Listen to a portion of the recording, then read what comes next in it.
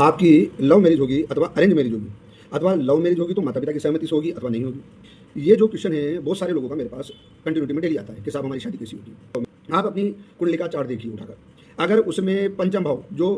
प्रेम का रोमांस का कारक होता है और सप्तम भाव विवाह का कारक होता है, तो जो पंचम भाव का स्वामी है वो सप्तम भाव में बैठ जाए अथवा सप्तम भाव का स्वामी पांचवें भाव में बैठ जाए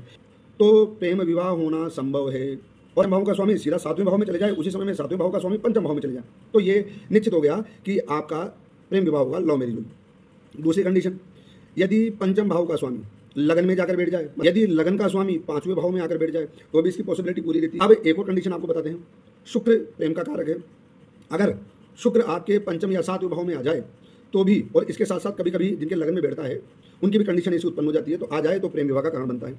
अब आपको एक और रोमांचक चीज़ बताते हैं कि आपकी लव मैरिज तो होगी पर वो माता पिता की सहमति से होगी, अरेंज जैसी होगी। पसंद आपने किया है लेकिन माता पिता ने भी उसे पसंद कर लिया और वो अरेंज मैरिज में कन्वर्ट हो गई। देखिए कैसे, नवम भाव भाग्य का स्वामी, अगर भाग्य का स्वामी शुभ होकर सप्तम भाव में बैठ जाए या फिर सातवें भाव का स्वामी